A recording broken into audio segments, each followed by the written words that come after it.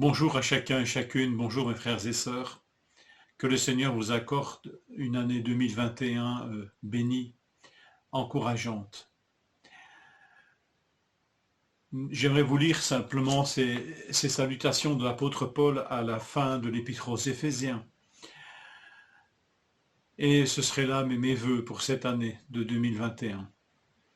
Que la paix et l'amour, avec la foi, vous soient donnés, frères et sœurs, de la part de Dieu le Père et du Seigneur Jésus-Christ. L'épître aux Éphésiens, l'épître aux Philippiens, l'épître aux Colossiens et l'épître à Philémon.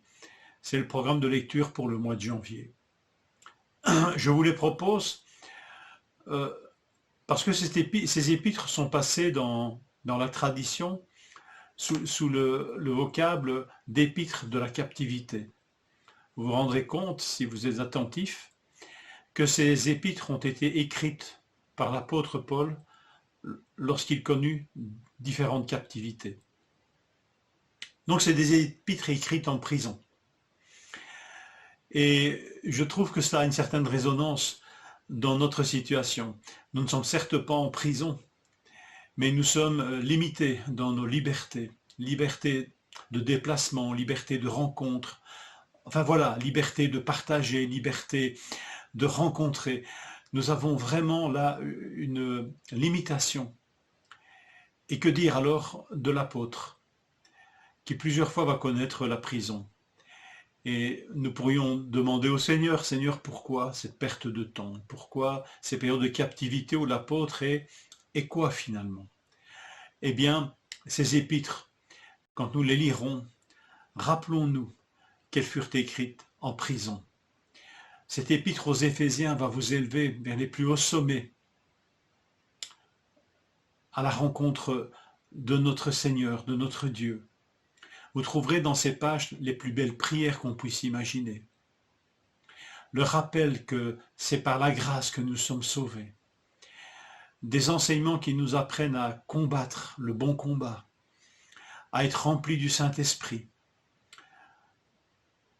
à même réfléchir sur quelle base nous nous marions, nous entretenons des relations sociales, la relation avec nos enfants. Enfin voilà, vous y rencontrerez la vie avec abondance, celle que le Seigneur veut développer en nous. Elle fut écrite en prison. Vous rencontrerez la joie. Philippiens, l'épître dite de la joie. Une joie à laquelle nous sommes exhortés, que nous sommes appelés à vivre.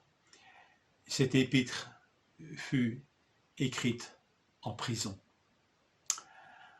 Nous serons stupéfaits de la hauteur à laquelle l'épître aux Colossiens veut nous amener dans notre connaissance de Jésus-Christ, notre Seigneur, le Fils unique du Père. Là aussi, nous serons appelés à fréquenter des hauts sommets. Et cette épître, elle aussi, fut écrite en prison.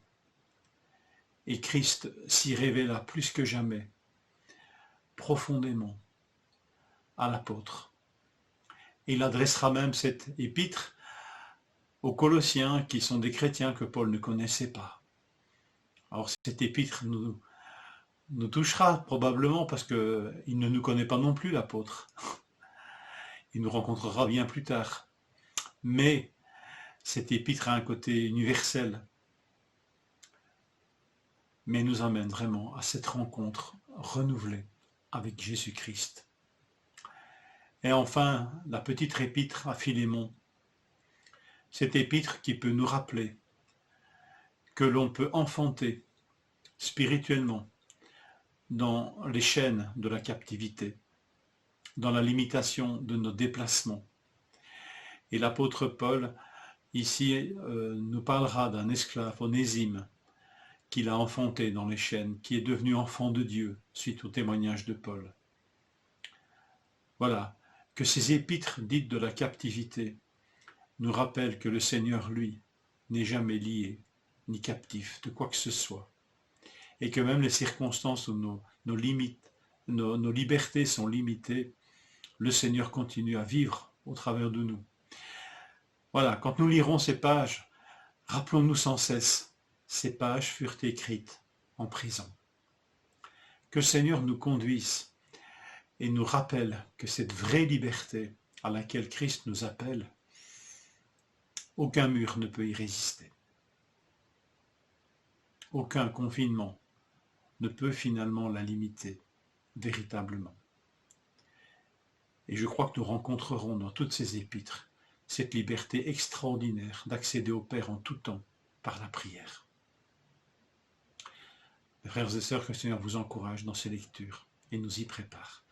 Je vous souhaite encore une fois, et une nouvelle fois, une bonne année. Je vous présente mes meilleurs vœux. Et dans la Bible, vous savez que le mot vœu n'est pas utilisé. Que Dieu vous bénisse richement en cette année 2021. Voilà une formulation plus biblique. Bonne journée, première journée de cette nouvelle année.